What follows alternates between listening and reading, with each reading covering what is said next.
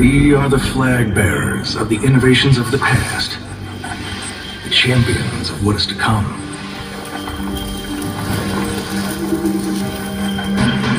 This is the gathering place, the proving ground, where hands-on experience separates reality from rumor.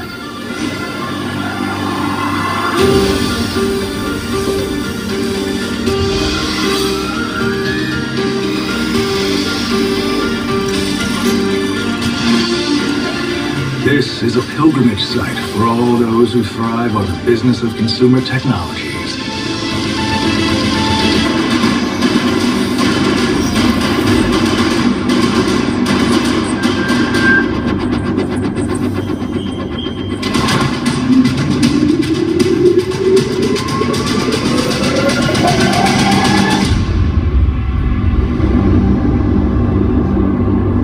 See what's next.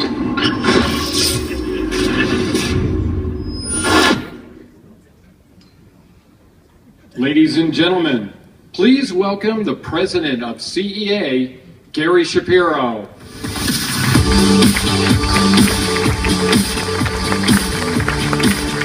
Good afternoon.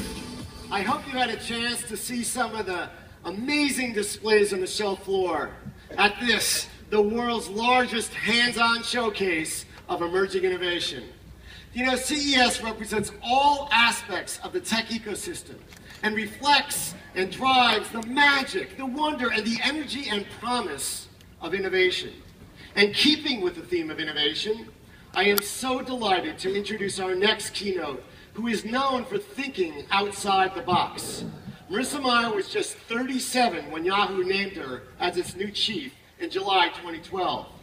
Prior to Yahoo, she spent 13 years at Google as vice president of local maps and location services, where she oversaw product management, engineering, design, and strategy for the company's suite of local and geographical products, including Google Maps, Google Earth, Zagat, Street View, and local search for desktop and mobile.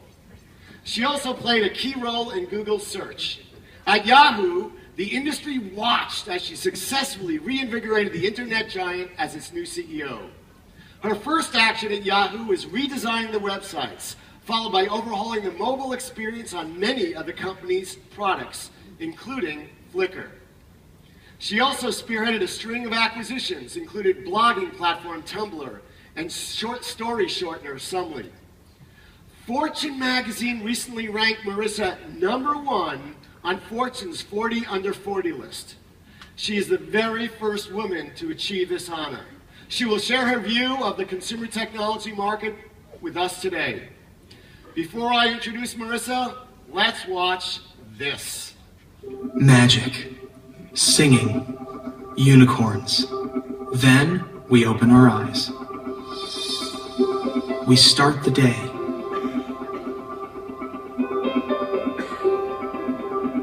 The routine. But guess what?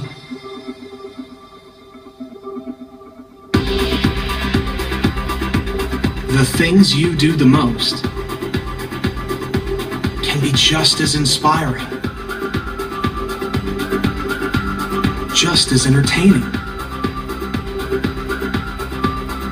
Every day.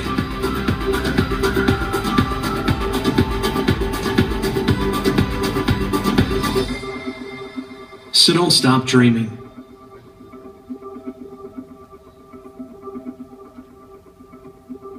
And neither will we. Please join me in welcoming Marissa Mayer.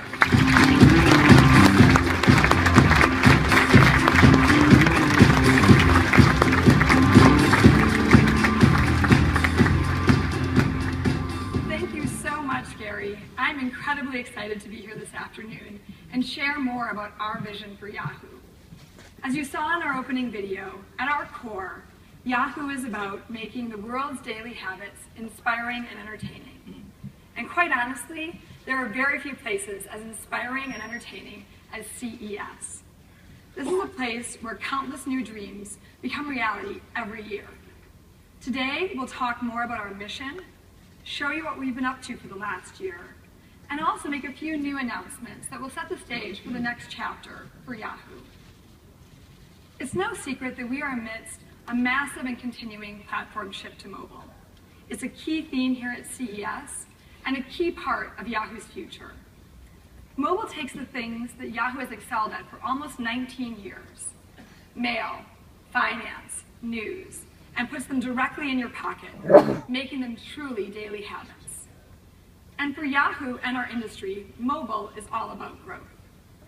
Today, total worldwide smartphones are up 27% year over year, while tablet usage is up 78% year over year. By 2017, we expect to see 3.8 billion devices connected to the internet. That's nearly 2 billion more than we see today. This shift is not just about the proliferation of mobile devices.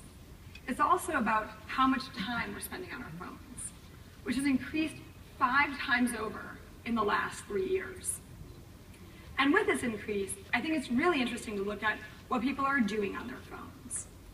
They're checking the weather, they're searching the web, they're sharing emails, sending emails, sharing photos, watching videos, getting sports scores, checking in on their stock portfolio, and reading the news. Does that sound familiar? This is who we are. This is who Yahoo has always been. This is one of the reasons why millions of people have loved Yahoo for so many years. And this is why Yahoo is the second most loved brand among consumers, second only to Disney, according to AppCo Worldwide. It's been awesome to watch users tweet about how Yahoo is becoming a bigger part of their daily lives with their screenshots of their home screens. As you can see, the response to our reimagined apps has been tremendous. This fall, for the first time ever, we surpassed more than 400 million monthly mobile users, excluding Tumblr. That's about half of the 800 million total monthly users we see on Yahoo's core sites. Mobile has made our daily lives more consistent, more convenient, and more inspiring in ways we didn't even think possible 10 years ago. Think about how much your phone understands about you, your location, your contacts, your calendar, your emails. And now, imagine what happens when that context becomes part of the search experience. The future of search is contextual knowledge, and we are investing to be part of this future. We're incredibly excited to kick things off today by announcing that we've acquired Aviate. As we look to the future of mobile, we believe home screens should be smarter and more personalized. Imagine that your phone could deliver the right experience to you at the right time instead of you having to search for it. What if your phone suggested music and map apps when you got into your car? Or fitness apps when you got to the gym or went for a run?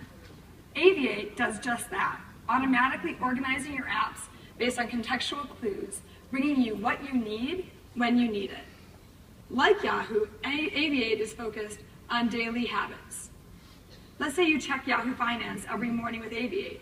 You could wake up to a home screen of stock quotes instead of having to search or scroll for a specific app. We're incredibly excited to work with the Aviate team and welcome them to Yahoo. And we've also been hard at work rethinking and reworking our search user experience. In the last year alone, we've performed more than 600 experiments on the user experience to continue innovating on Yahoo Search. And as you know, CES is about partnerships. And part of our commitment to search has been building our affiliate search business. Over the last year, we have added 100 new global search partners, bringing us to nearly 900 in total. And to every partner, we bring the same rich search experience that our users expect from Yahoo. In addition to search, people come to Yahoo every day to communicate with their friends and family. And with the critical role that email plays in our daily lives, we believe that it is our responsibility to continue innovating and delivering the best mail experience across all screens. Part of this innovation is focused on the inbox, which our head of communication products, Jeff Bonport, likes to call the most magical place in the world. And when you think about it, Jeff is right. Your inbox carries the keys to your life: photos, travel plans, online shopping orders, dinner reservations, memories with friends and family. Our teams have been focused on organizing the inbox and harnessing this power to make the mail experience more personalized, more thoughtful, and more precise. And the most secure. Last Friday, Yahoo Mail turned on SSL's secure protocol for 100% of our users. And the SSL protocol applies to ads as well, effectively making us the largest secure publisher on the web. This transition is part of our broader commitment to securing our users' information. Search and communication products have always been at the heart of Yahoo's business, right alongside our media business. Media has long been one of Yahoo's key strengths. Yahoo News, Sports, and Finance are consistently the #1 property in each of their respective verticals. And over the last year, we've overhauled our core media properties to bring users an endless stream of personalized, curated content from across the web. And we continue to strengthen our exclusive partnerships with ABC's Good Morning America, CBS's The Insider with Yahoo, and NBC Sports, bringing Yahoo users the absolute best content. As many of you know, we announced in November that award-winning journalist, author, and TV host Katie Couric would be joining Yahoo as our global anchor. And today I'm excited to have Katie with us here at CES. Please welcome her to the stage.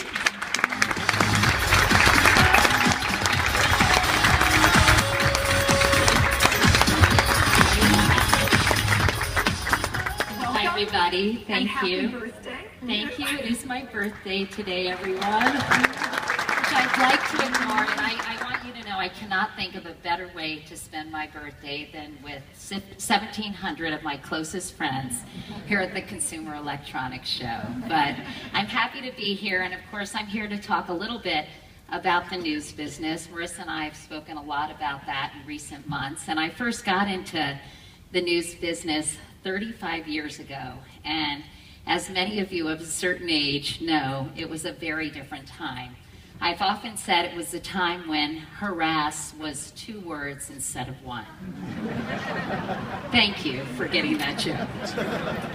You know, when I started as a desk assistant, actually a gopher at ABC News in Washington, fresh out of college, I'm embarrassed to tell you one of my primary responsibilities was donning little white gloves and actually changing the purple ribbons on the teletype machines, which makes me feel like I'm married to a Geico caveman all of a sudden. But when I got to CNN, I'm happy to say that I started using a computer, albeit it was the size of a mini fridge. I was a local news reporter in Miami, on the streets of Miami, when people suddenly started talking about the information superhighway. And yes, in a very embarrassing exchange, Marissa, you might have seen with Brian Gumbel on the Today Show back in 1994 that recently made the rounds. Some of you probably saw it. We clumsily attempted to understand this new phenomenon called the internet. Well, over the last 2 decades, I have watched in awe and sometimes, frankly, in dismay, the breathtaking changes in the media landscape. At times feeling as if I was still riding a horse and buggy when all the cool kids were tooling around in their new Model Ts. News has changed so much. It's now ubiquitous. It's always there when you want it, not when some programmer thinks that you should get it. Very few of us head to the front steps to get our morning paper, although my 90-year-old mom still does. But instead, we reach for our mobile devices as soon as we wake up to check the morning headlines. Technology has connected us to the world and to world-changing events like the Arab Spring and the use of chemical weapons in Syria. Anyone with a cell phone these days and a Twitter handle can be a reporter delivering eyewitness accounts. It truly is an extraordinary transformation. But I think there's so much information at our fingertips, it's easy to feel that you're drowning in a virtual tsunami of information. I've often said it's a case of TMI, but any you. Too much information, but not enough understanding. At times, accuracy has been a casualty of immediacy. Linking has too often replaced reporting. In this modern age of information, though, I think there is always room, and I know Marissa agrees with me, for the core values of old-fashioned journalism, things like judgment, discernment, context, perspective, experience, expertise, and integrity. And along with its unparalleled reach, Yahoo, under Marissa's leadership, has shown a real commitment to the kind of quality content that will help us all have a much better understanding of this complicated, noisy, wonderful world we live in. And that's why I could not be more excited to be part of the Yahoo team. Katie, can you tell us a little bit? Yes,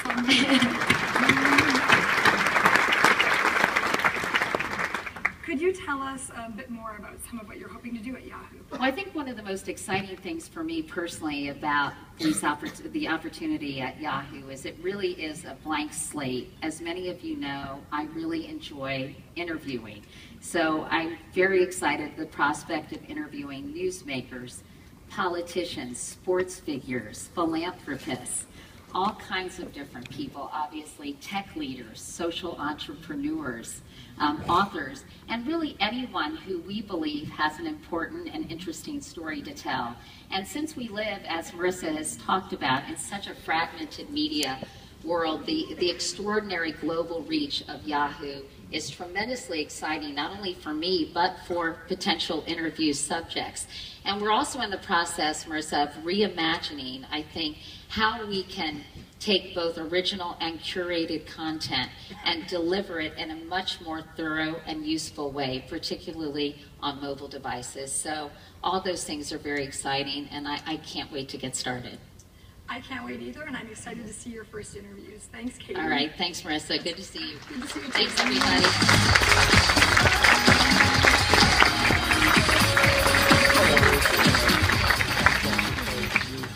As Katie said, the news landscape has become fragmented. It's becoming increasingly difficult to find exactly what you're looking for, and to do so efficiently.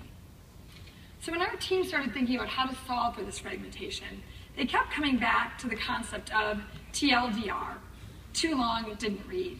We've all been there. You've got 10 minutes on your commute to get caught up on what's happening in the world. Headlines don't do the job, but you can't get through full articles. Social media is helpful, but it doesn't quite do the trick. And we saw an opportunity here to innovate and to do things differently. Here today to talk about what we've been working on is Nick D'Alioso, the founder of Sumly and product manager at Yahoo, who's going to share an exciting update on our work to find the perfect cure to too long didn't read. Please welcome Nick.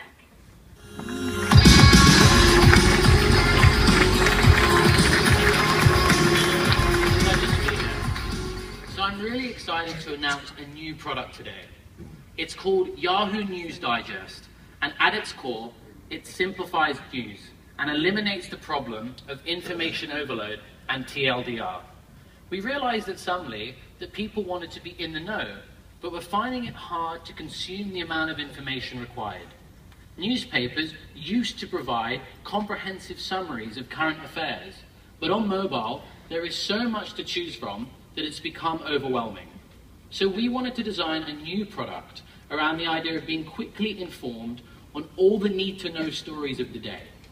Yahoo News Digest, our new product, provides you with 2 daily summaries or digests, one in the morning and one in the evening. They both contain all the important news. The stories are algorithmically produced but editorially curated, demonstrating the perfect blend between technology and journalism. The product is also unique in its delivery and presentation of news and information. Each of our stories is created from multiple sources to present the essential units of information, known as atoms. These units vary from visual infographics to maps and financial tickers and others, all capturing the social pulse and context of any given story. Yahoo News Digest makes your reading experience comprehensive, effortless, and complete. We want to give users a daily source of knowledge that we believe is missing today. And with that background, I'd love to give you a live demonstration of the product right here. So you can see in the top left of the screen, we have the icon. So I can load the application. You have a nice loading animation that comes into the morning digest. So this is for today, January 7th. And you can see we have this nice silhouette poster at the top, and every morning and evening digest is accompanied with one of these, and it feels very crisp and modern. And I can swipe down here and see these are the top stories for this morning, and you'll notice they come from different categories, but are all clusters of news. So they come from multiple sources too. So if we press into the top story here, you'll notice it starts off with a nice image, and then underneath the headline, we have a multi-document summary. So this summary has been produced from multiple sources and really presented in a beautiful fashion. Underneath the summary, we now have these units of information, or atoms as I was describing them.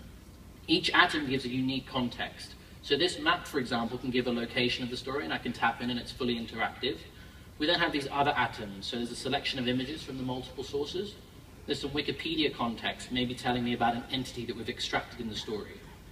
Further down here, there's some video content, potentially off-network information, and then finally a list of tweets that I can go through. So this is just a snapshot of some of the atoms in the product.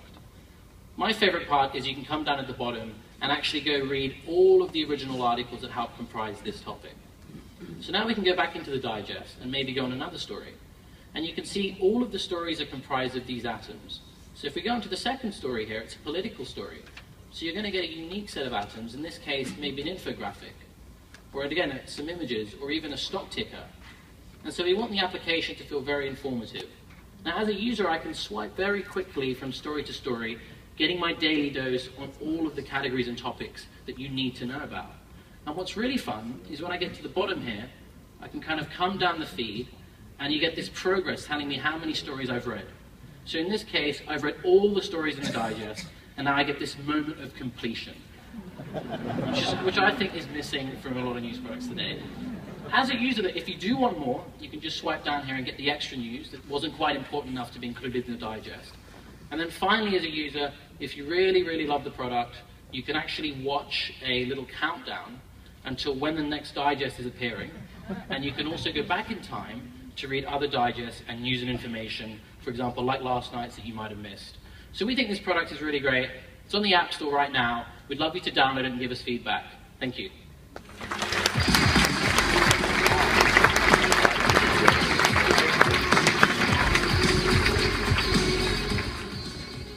Thanks so much, Nick. You may have noticed that today's presentation is all in the style of the Yahoo News Digest. What I really love about the News Digest is its ability to harness the power of the web, photos, articles, videos, social, and deliver it in one nicely organized experience. And so when our team started to think about how we could innovate in longer form content experiences, they took a similar approach, focused on harnessing the power of the web to create beautiful, immersive experiences on the topics we love. We found our inspiration in magazines. They're elegant, they're beautiful, they have a distinctive editorial voice. And then we began to wonder, what would happen if we combined the elegance of magazines with the vast resources of the internet to create a completely new product? So today I'm excited to announce that we are pioneering a way to consume content with Yahoo digital magazines. And we're kicking things off with the launch of Yahoo Food. With Yahoo Food, we're bringing together contemporary recipes, stories on the top food trends, the best cooking techniques, and everything an at-home chef needs in order to feel inspired. And we're doing it with immersive, bite-sized content, engaging videos, and stunning photos, curated from Flickr and all across the web. Led by an all-star editorial team assembled from leading culinary publications. Digital magazines are a core part of our long-term vision for Yahoo's media business. Every Yahoo digital magazine will be anchored by category tastemakers, visually driven storytelling, and an engaging accordion-style layout. Today, I'm excited to announce that David Pogue, the award-winning tech columnist, best-selling author, and TV host, will lead our tech magazine. David has assembled an all-star team to demystify the technologies that power our users' daily habits. Please welcome David Pogue to the stage.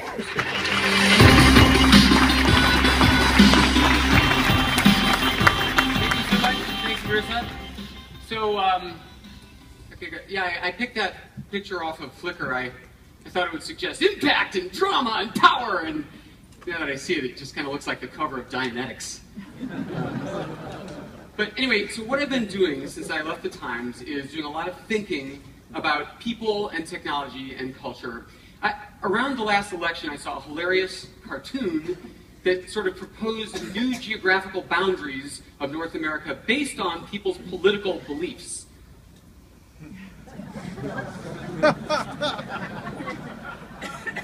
And you know what? There's something to that. And I think we could say the same thing about our country and our technological level. I think they break down along the same lines. I mean, let's face it, it's like California, New York, and everyone else. So I think, let's face it, you guys are part of the bubble on the edges, right? Everyone at CES is a gearhead. You know what a Snapdragon processor is. You care about bus speeds. You have a Google